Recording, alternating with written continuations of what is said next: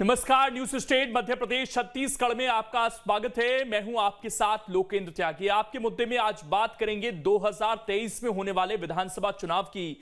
मध्य प्रदेश में एक बार फिर कांग्रेस ने कमलनाथ के चेहरे पर भरोसा जताया है।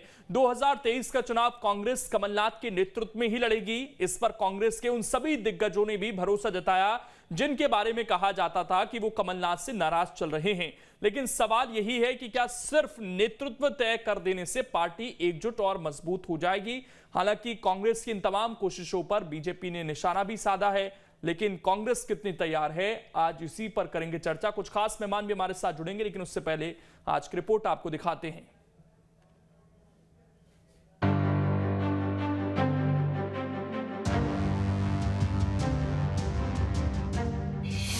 2023 के लिए कांग्रेस का ऐलान, कमलनाथ ही संभालेंगे कमान। दिग्गजों ने जताई सहमति, 2 पदों पर खत्म हुई नाराजगी। मध्य प्रदेश में 2023 में होने वाले विधानसभा चुनाव को लेकर बीजेपी कांग्रेस दोनों ही पार्टियों ने तैयारियां तेज कर दी हैं। कांग्रेस बैठकों के जरिए नाराज नेताओं को एकजुट करने की कोशिश में जुटी है। 2023 को लेकर पीसीसी चीफ कमलनाथ के आवास पर बैठक हुई। पार्टी के दिग्गज नेताओं की मौजूदगी में तय हुआ कि कांग्रेस कमलनाथ के नेतृत्व में ही विधानसभा चुनाव लड़ेगी और चुनाव जीतने पर कमलनाथ ही मुख्यमंत्री बनेंगे।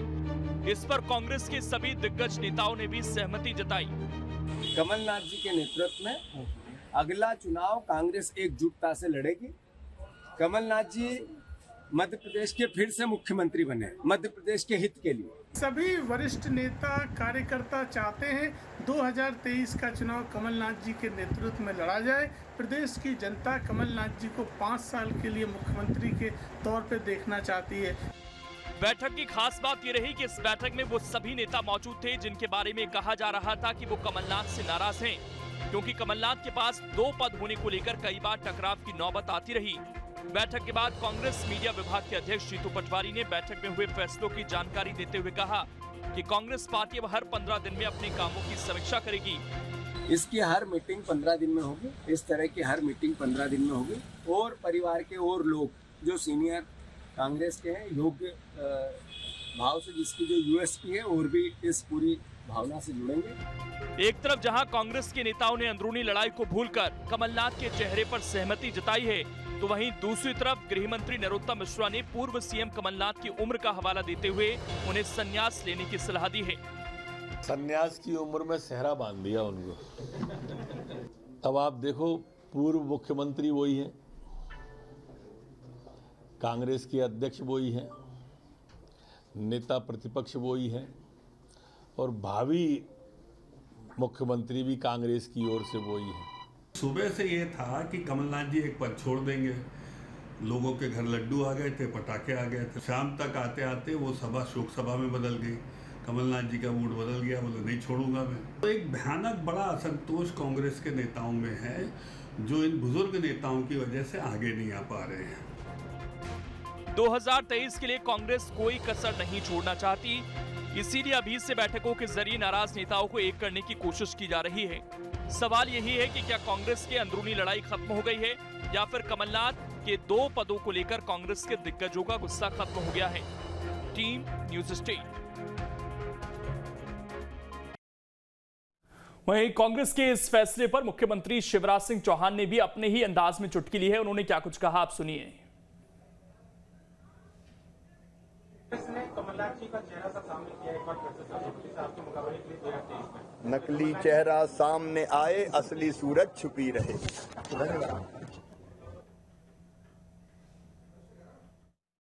कमलनाथ जी का चेहरा सा सामने किया, एक बार आपके मुकाबले के लिए 2023 में नकली चेहरा सामने आए, असली सूरत छुपी रहे। और चर्चा करने के लिए 3 खास मेहमान इस वक्त हमारे साथ जुड़ गए हैं। सबसे पहले परिचय करा देता हूं। दिनेश गुप्ता जी हैं, वरिष्ठ पत्रकार हैं। इसके अलावा दुर्गेश केशवानी जी हैं, प्रवक्ता हैं बीजेपी के, और फिरोज सिद्दीकी जी हैं, प्रवक्ता हैं कांग्रेस के। आप तीनों का बहुत बहुत स्वागत। फिरोज जी, शुरुआत आपसे ही। पहले तो सवाल ये कि क्या एक बुजुर्ग व्यक्ति जो रिटायर होने जा रहे हैं उनके सिर पर सेहरा बांध दिया जबरदस्ती, या वो खुद ही बंधवाना चाहते थे, जो कि गृह मंत्री ने बयान दिया? और दूसरा, मुख्यमंत्री कह रहे हैं कि असली चेहरा तो कोई और है, उसको सामने क्यों नहीं लाती पार्टी? ये तो शिवराज सिंह जी बताएंगे कि असली चेहरा कौन है। असली चेहरा तो माननीय कमलनाथ जी है और जो है वो सामने दिख रहे हैं। और रही बात तो क्या भारतीय जनता पार्टी, जैसा कि नरोत्तम मिश्रा जी कह रहे थे कि बुजुर्ग आदमी को ले आए, तो 75 साल के तो मोदी जी भी 2024 में हो जाएंगे। तो क्या भारतीय जनता पार्टी मोदी जी के नेतृत्व पर निशाना लगा रही है, या भारतीय जनता पार्टी मोदी जी के नेतृत्व को बताना चाहती है कि यह बुजुर्ग नेतृत्व है? कितना फर्क है दोनों की उम्र में? तो एक ही पीढ़ी के दोनों नेता है, कमलनाथ जी हो या नरेंद्र मोदी जी हो, और अमित शाह जी भी कोई कम उम्र के नहीं है। तो भारतीय जनता पार्टी जो है कमलनाथ जी से असल में डरती है। पहले तो इनको ऐसा लगता था कि कमलनाथ जी आए हैं तो कब उनके आने से दो उद्योगपति को बना दिया, और पूरा माहौल जो था कांग्रेस मुक्त भारत की बात कर रहे थे, और 2018 में कमलनाथ जी ने सरकार ला दी। चोरी से चोरी छुपे सिंधिया जी को बहला फुसला के उनकी सरकार गिरा दी। फिर कहने लगे अब कमलनाथ जी दिल्ली चले जाएंगे। लेकिन एक दिक्कत ये है सिद्दीकी जी, ये जो असली चेहरे वाली बात है ना सर, ये बीजेपी से ज्यादा हाईलाइट कांग्रेस पार्टी ने ही की थी। खुद उस समय जो मंत्री थे जब आपकी सरकार चल रही थी, उमंग सिंगार ये कहते थे कि पर्दे के पीछे से तो कोई और सरकार चला रहा है। लेकिन आपको बता दें कि पूरा मसला क्या है। दरअसल कांग्रेस पार्टी ने अब यह तय किया है कि 2023 में कमलनाथ के नेतृत्व में ही पार्टी चुनाव लड़ेगी, और इसके अलावा बीजेपी ने इस पर निशाना साधा है। बीजेपी का यह कहना है कि रिटायरमेंट की उम्र में सेहरा बांधा गया है कमलनाथ के सिर पर। और कांग्रेस पार्टी के साथ दिक्कत यह भी रही कि कांग्रेस पार्टी में कई लोग नाराज दिखाई दे रहे थे और उनके बयान भी इस तरह के सामने आ रहे थे। अजय सिंह ने तो खुले मंच से कह दिया था कि हमें भी कोई जिम्मेदारी दी जाए, हालांकि वो खुद मौजूद थे जब इस बात पर सहमति बन रही थी कि कमलनाथ के नेतृत्व में ही चुनाव लड़ा जाएगा। कुछ लोग ये भी कहते हैं कि कमलनाथ के साथ साथ जो कि संगठन की जिम्मेदारी संभाल रहे हैं ऑफिशियल तौर पर, दिग्विजय सिंह के अपने अलग कार्यक्रम होते हैं और उनका पूरा मध्य प्रदेश में एक अपना अलग कैडर है, वो अपने हिसाब से राजनीति करते हैं। इसीलिए सवाल उठ रहा है कि क्या अब सब कुछ पार्टी में ठीक ठाक हो गया है और सिर्फ संगठन के हिसाब से ही सवाल नहीं है। सवाल तब भी उठ रहे थे जब 15 महीने सरकार रही और सरकार के अंदर से ही जो मंत्री थे उमंग सिंगार, उन्होंने तो खुलकर अपनी बात कह दी थी कि पर्दे के पीछे से दिग्विजय सिंह सरकार चला रहे थे। तभी से निशाना लगातार साधा गया। और कुछ दिन पहले, क्योंकि कमलनाथ के पास अभी भी 2 पद हैं, वो प्रदेश अध्यक्ष यानी कि 2023 तक तो बने रहेंगे, लेकिन क्या नेता प्रतिपक्ष का पद वो छोड़ेंगे, सवाल ये भी है, क्योंकि 2 पद को लेकर भी कहीं ना कहीं लड़ाई नजर आती है और ये दबाव बनाने की कोशिश रहती है कि कम से कम कमलनाथ 1 पद छोड़ें। और उस रेस में भी कई लोग हैं, लेकिन बीजेपी ने इस पर भी तंज कसा है कि कहीं ना कहीं कई लोगों के घरों में मायूसी छाई है, क्योंकि कुछ लोग इस रेस में थे कि उन्हें या तो अध्यक्ष बनने का मौका मिलेगा या नेता प्रतिपक्ष बनने का मौका मिलेगा। वो दोनों चीजें नहीं हुई। कांग्रेस पार्टी ने एक और फैसला किया है, वो भी आपको बता दें, वो ये कि अब हर 15 दिन में समीक्षा होगी, यानी कि पार्टी पूरी तरीके से चुनावी मोड में आ चुकी है और कोई संगठन स्तर पर सक्रियता बनी रहे, ये बहुत जरूरी है और इसीलिए 15 दिन में समीक्षा भी की जाएगी। लेकिन पार्टी का एकजुट रहना बहुत जरूरी है। चुनाव में ज्यादा समय नहीं है, अगले साल चुनाव है, अगले साल के अंत में चुनाव होने हैं और लगभग 7-8 महीने इस साल में बचे हैं और उसके बाद 2023 तो पूरी तरीके से चुनावी साल रहेगा और राजनीतिक पार्टियां 6 महीने पहले से ही पूरी तरीके से सक्रिय हो जाती है। रणनीति लेकिन अभी बनाने का समय है और कांग्रेस पार्टी रणनीति बनाने में जुटी हुई है। लेकिन 2018 में ज्योतिरादित्य सिंधिया, कमलनाथ, दिग्विजय सिंह, 3 बड़े चेहरे और संगठन मजबूत दिखा, एक्टिव दिखा, जिसकी वजह से सरकार बनाने में कांग्रेस पार्टी कामयाब हो गई। 15 महीने सरकार चलने के बाद ज्योतिरादित्य सिंधिया अलग हो गए। उसके बाद से लगातार ये चर्चा थी कि अब पार्टी की अगुवाई कौन करेगा, तो उस पर भी अब स्पष्टीकरण आ गया कि पार्टी की अगुवाई अब कमलनाथ ही करेंगे 2023 के लिए। लेकिन उम्र एक बड़ा फैक्टर है, हालांकि राजनीति में उम्र से ज्यादा सवाल इस चीज को लेकर हैं कि सक्रियता कितनी रह सकती है, क्या उस तरह के कार्यक्रम करने के लिए कमलनाथ तैयार हैं। फिरोज सिद्दीकी जी हमारे साथ एक बार फिर से जुड़ गए हैं। फिरोज जी, सवाल इस चीज को लेकर भी है कि बीजेपी ये कह रही है कि कई नेता खुश हो रहे थे कि कुछ बदलाव होंगे संगठन के अंदर, उनके यहां तो पटाखे फूटने की तैयारी थी, लेकिन अंत में मायूसी छा गई और कई नेता ऐसे थे जो खुले मन से कह रहे थे कि हमें भी कोई पद दिलवा दीजिए, कुछ लोग दिल्ली भी जा रहे थे। क्या वो सारे नेता एकजुट हैं, खुश हैं अब? देखिए, कोई भी बदलाव हो, चाहे प्रदेश अध्यक्ष के लेवल पे हो या सीएलपी लीडर के लेवल पे हो, ये कमलनाथ जी या प्रदेश कांग्रेस कमेटी का विषय नहीं है, ये अखिल भारतीय कांग्रेस कमेटी का विषय है। सोनिया गांधी जी और सीडब्ल्यूसी जब ये तय करेगी कि मध्य प्रदेश में किसको सीएलपी रखना है, किसको प्रदेश अध्यक्ष रखना है, तब बदलाव होगा। इसमें किसी मायूसी का कोई प्रश्न ही नहीं है।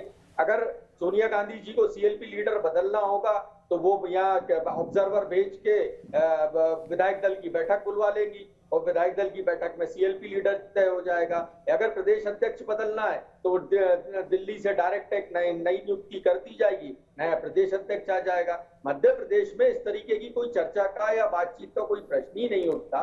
सब बातचीत इस बात पर हो रही थी कि हमको अगला रणनीति क्या रखनी है चुनाव में, कौन कौन सी दिक्कतें हैं पार्टी में जहां हम कमजोर हैं और हमको उन बिंदुओं पर नजर रख के पार्टी को उस कॉर्नर पर मजबूत करना है। संगठन में किस तरीके से एक आंदोलन को खड़ा करना है और जनता के क्या मुद्दे हैं, उन मुद्दों को हम लेकर कैसे जनता के बीच जाए, इसको लेकर चर्चा हुई है। सभी नेता एक जवाब दुर्गेश जी से ले लेता हूं, उसके बाद सिद्दीकी जी मैं आपके पास आता हूं। दुर्गेश जी, वो कौन से नेता थे जिनकी जानकारी आपके पास है कि उनके घर में मिठाइयां बांटने की तैयारी थी, पटाखे फोड़ने की तैयारी थी, लेकिन अंत में मायूसी छा गई?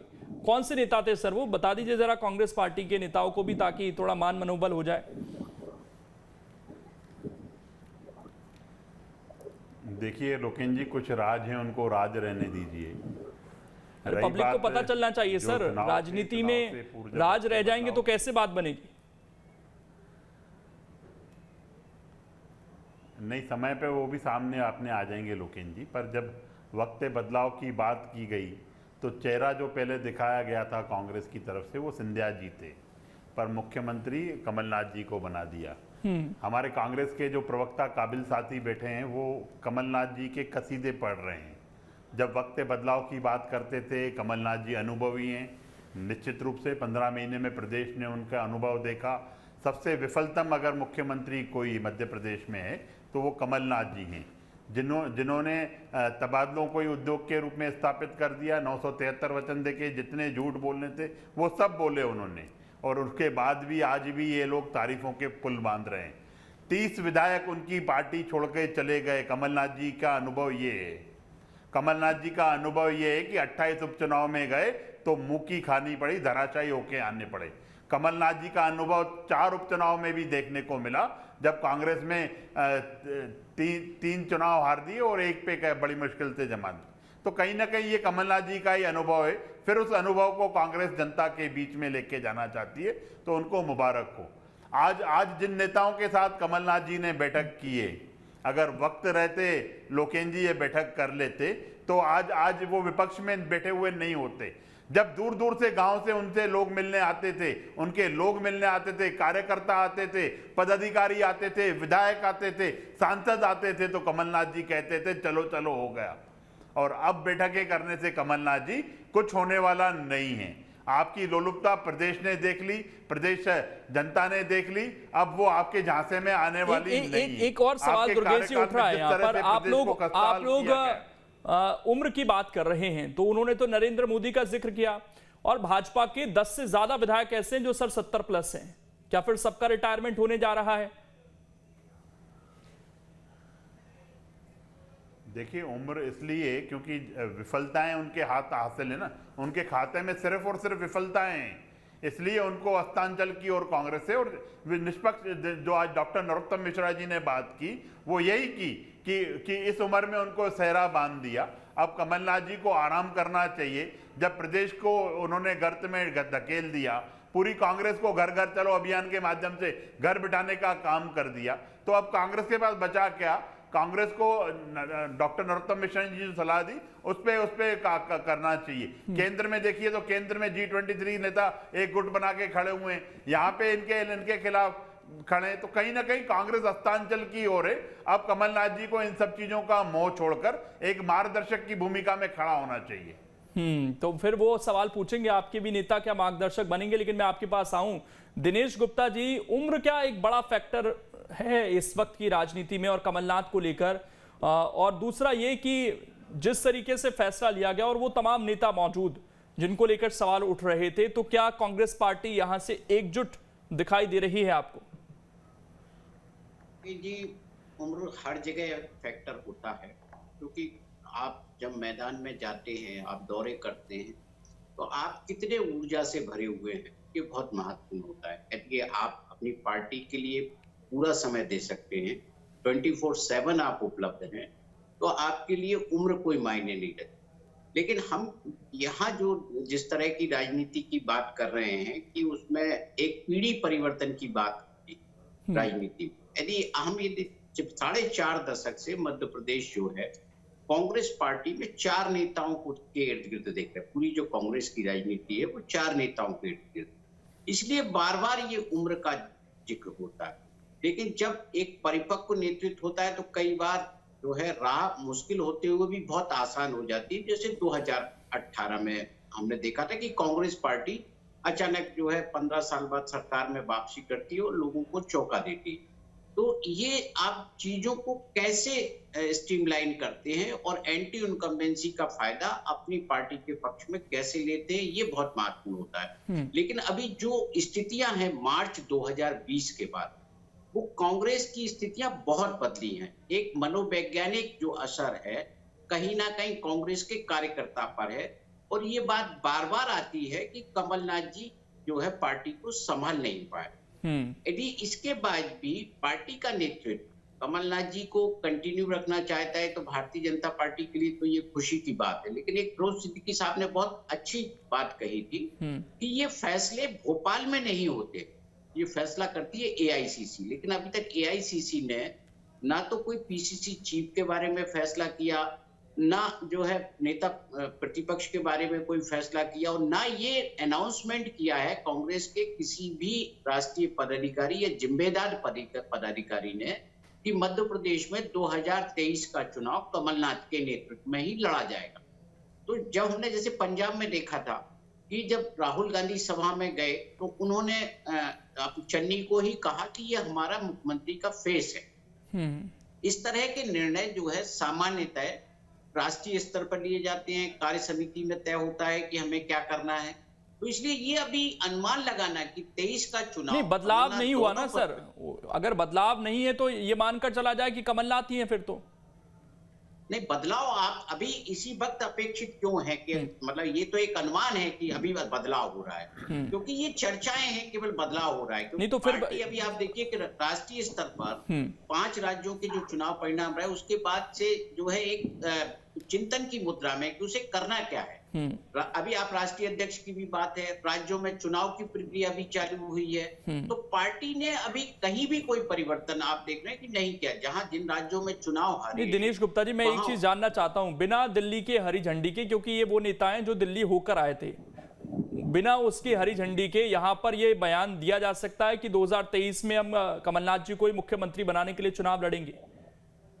ये तो बड़ा सकारात्मक सा बयान है। कोई भी पार्टी में यदि ये होता कि नहीं कमलनाथ जी के नेतृत्व में नहीं लड़ा जाएगा, तो हम ये कहते कि पार्टी विभाजित है, उनके खिलाफ विद्रोह है या उनके नेतृत्व में लोग नहीं लड़ना चाहते। तो ये तो बड़ा पॉजिटिव साइड पर एक बयान है। इस बयान का अर्थ ये कतई नहीं निकाला जा सकता कि 2023 अक्टूबर तक सोनिया गांधी, राहुल गांधी कोई इस मध्य प्रदेश के बारे में अपना फैसला नहीं बदलेंगी। ये राजनीति है, इसमें फैसले किसी भी दिन कभी भी बदले जा सकते। सिद्दीकी जी, देखिए आपने कहा कि नरेंद्र मोदी भी उसी पीढ़ी के नेता हैं जिसके कमलनाथ हैं, लेकिन बात सर सक्रियता की आती है, जिसका जिक्र दिनेश गुप्ता जी ने भी किया कि अगर आप 80 साल की उम्र में भी सक्रिय हैं, आप लगातार दौरे करने के लिए तैयार हैं, रैलियां करने के लिए तैयार हैं, रोड शो करने के लिए तैयार हैं, पैदल यात्रा करने के लिए तैयार हैं। दिग्विजय सिंह करते ना, वो तो इतने समय उन्होंने राजनीतिक संन्यास भी लिया, उसके बाद वो लगातार परिक्रमाएं करी उन्होंने, मध्य प्रदेश में नर्मदा परिक्रमा की। तो इस तरीके से अगर एक्टिव हैं तो फिर उम्र नंबर नहीं है क्या? क्योंकि कमलनाथ पर ये कई बार आरोप लगते हैं कि वो विधानसभा की कार्रवाई चल रही होती है तो वहां से एक आध दिन के लिए नदारद रह जाते हैं।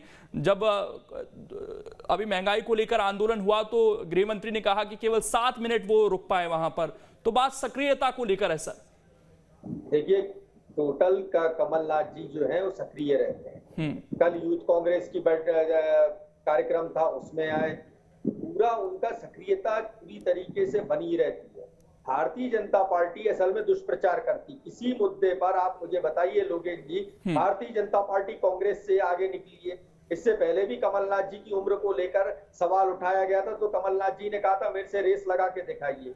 उन्होंने अभी पिछली बार विधानसभा हुई तो एज ए सीएलपी लीडर उन्होंने स्थगन प्रस्ताव लाए और बताया कि बताओ कि कैसे 27% आरक्षण दोगे हमारी नगरीय निकाय में ओबीसी वर्ग को, और उस स्थगन प्रस्ताव पे सरकार से सदन में आश्वासन लिया और उसका नतीजा हुआ कि अब बहाली की ओर जा रहा है। दूसरी अभी ये वाला जो था इसमें हमने पूरी तरीके से घेर लिया, यानी सरकार चर्चा नहीं करा पाई और छोड़ के भाग गई। अब अगला जो विधानसभा सत्र आएगा उसमें हम अविश्वास प्रस्ताव लाएंगे विधानसभा अध्यक्ष के और पूरा उजागर करेंगे। आप जमीन पर देखिए, घर घर चलो अभियान हो, जन जागरण अभियान हो, सारे फ्रंटल ऑर्गेनाइजेशन हो। बीजेपी की एक चीज आपने देखी होगी सिद्दीकी जी, बीजेपी की एक चीज देखी होगी, वहां पर अभी यूपी का चुनाव था तो अमित शाह घर घर पर्चे बांट रहे थे। उस तरह की सक्रियता है क्या कांग्रेस के नेताओं में?